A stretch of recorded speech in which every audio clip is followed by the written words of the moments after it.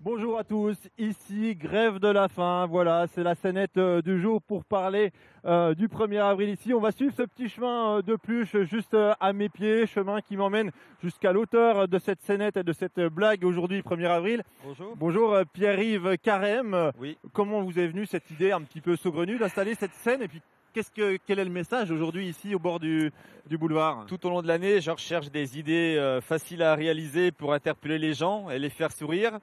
Et cette année, ça m'est arrivé, j'ai vu d'autres grèves de la faim par-ci par-là dans ce qu'on voit. Donc j'ai dit, je vais rebondir là-dessus et j'ai pensé aux bébés qui font une grève de la faim pour avoir plus de doudous. C'est la nouvelle génération des bébés. Donc là, le principe, les gens passent, les voitures passent et jettent Voilà. des doudous pour ces Voilà, pour ces ça enfants, arrive, ils jettent des doudous et puis ils en ont un peu plus, ils sont contents, ils ont le sourire. Pourquoi vous faites ça tous les ans? Tous les ans, il y a une nouvelle mise en scène. C'est quoi l'idée? Pourquoi vous faites ça? Tous les ans, il y a autre chose, oui, et c'est pour faire sourire les gens, c'est pour apporter un peu de gaieté dans notre vie, voilà. Comment ça se passe justement? Les gens, ils réagissent comment? Est-ce que ça les amuse? Est-ce que ça leur plaît? Oh, attention, il y a des voitures qui passent et il y a des doudous qui volent. Comment réagissent les gens justement? Eh ben, soit au troisième degré, donc ils ont le sourire, ils pensent au 1er avril, ou soit au premier degré, bah, ils s'arrêtent, ils me disent mais pourquoi une grève de la faim à cet âge-là, ils comprennent pas du tout. Donc il y a différentes réactions. Avec un message de fond aussi. Demain, il va y avoir une suite. Demain, on sera le 2 avril et il y aura encore quelque chose Donc ici. demain, le 2 avril, j'en profite pour rebondir sur ce 1er avril-là. Je mets devant chez moi un landau avec des bébés dedans. Et je vais essayer de trouver du boulot grâce à ça. J'espère que les gens vont remarquer mon appel et que je trouverai plus facilement un travail administratif ou dans l'événementiel, ça serait super. Le coup de projecteur du 1er avril, Voilà. ça peut fonctionner. Pourquoi Alors pas. justement, on parle du canular du 1er avril. Alors, on va voir que nous, les médias, on aime bien aussi jouer à ce petit jeu-là. Ça fonctionne dans la radio, ça fonctionne en presse écrite, ça fonctionne aussi en télé. Alors on a replongé dans nos archives, loin dans les archives de l'INA. On regarde ça tout de suite. Marginalisé par ses confrères, le docteur Gros est en train de prendre une belle revanche avec une invention révolutionnaire, l'utilisation de la cancoyote comme moyen de guérison. Mais au fait, quel type de cancoyote faut-il utiliser? Celle au vin blanc ou celle au beurre? Écoutez, la meilleure cancoyote est évidemment la cancoyote qu'on fabrique soi-même, c'est-à-dire avec bien sûr une petite pointe d'ail et un petit peu de poivre pour relever le tout. Oui, il y a quelques temps, comme on est en train de faire les barrettes d'assaut, vous voyez, avec les pierres là. Puis bon, on est en train de piocher tous les deux, mon collègue. Puis tout d'un coup, il m'appelle, il me dit, viens voir ce que j'ai trouvé. Alors je m'approche, il y avait une pièce qui brillait, un truc qui brillait dans l'eau. J'ai ramassé ça, j'ai trouvé des pièces d'or.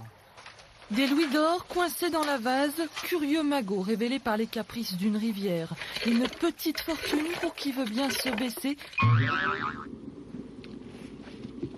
J'ai aperçu des traces bizarres donc, qui m'ont intrigué et l'instinct de chasseur, disons, m'a amené à les suivre et je suis arrivé donc ici à cette caverne, à ce trou, sous cette racine où j'ai découvert l'animal. On peut penser à un croisement entre plusieurs espèces puisque la tête est celle d'un carnivore avec les dents d'un carnivore, les membres sont ceux d'un ruminant.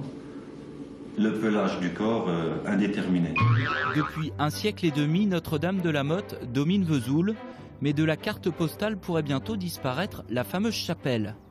La colline de la Motte vient en effet d'être rachetée à la ville par un couple d'Américains. L'arrière-arrière-grand-père de Jim Delacour avait été l'un des principaux donateurs avant d'émigrer outre-Atlantique. Sans sa générosité, le monument n'aurait peut-être pas vu le jour. Aujourd'hui, l'héritier souhaite ramener l'édifice dans son pays. Je me demande où ils vont chercher des histoires pareilles.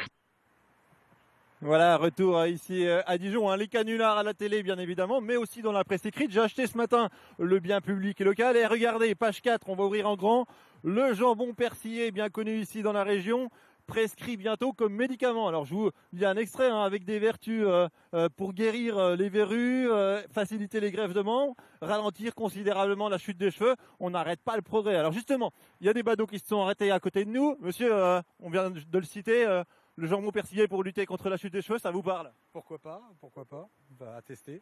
Vous allez aller voir un petit peu plus loin si ça marche? Bah oui, j'ai repéré un bon traiteur là au coin de la rue, donc je pense que je vais aller prendre une tranche, oui. Le 1er avril, ça vous plaît? Vous êtes joueur aussi?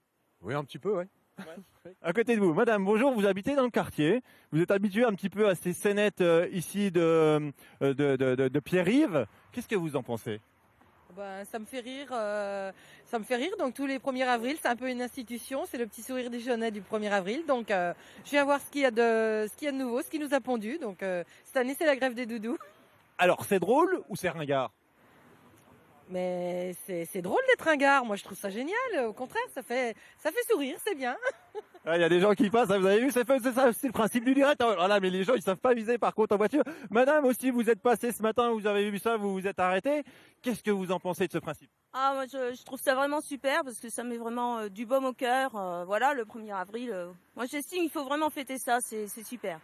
Puis, voilà. Vous avez toujours habité dans la région, ce genre d'humour? Moi, je suis du nord de la France, donc là-bas, il y a pas mal de blagues. Donc voilà, quoi. Moi, je trouve que c'est vraiment bien de faire ça le 1er avril ici, quoi.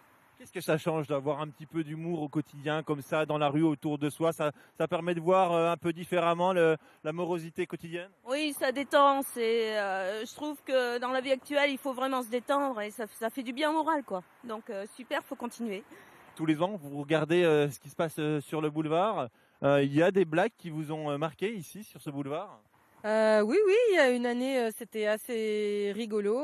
Il y avait un camping ici avec des toilettes publiques, avec un monnayeur, c'était assez rigolo. Il y a aussi, je sais plus, un souterrain qui passait, qui allait, je sais plus, à la Toison d'Or. Je sais plus exactement, mais oui, c'est toujours bien. Merci Pierre-Yves, très très vite. La blague quand même, la dernière, c'est que c'est juste devant la gendarmerie, ça c'est drôle aussi. Eh ben, c'est sûr que j'avais pensé faire une manifestation contre l'ouverture d'un élevage de volailles et je me suis dit non, ça va pas le faire. Ouais, je crois que vous avez bien fait au bout du compte. Voilà, c'était aujourd'hui 1er avril, on était au bord du boulevard Joffre. Tous les ans, vous pouvez revenir ici à Dijon, les gens sont joueurs, ils jettent des doudous. On va en ramener quelques-uns parce qu'il y en a des très beaux. Puis on vous souhaite à tous un excellent 1er avril. À demain.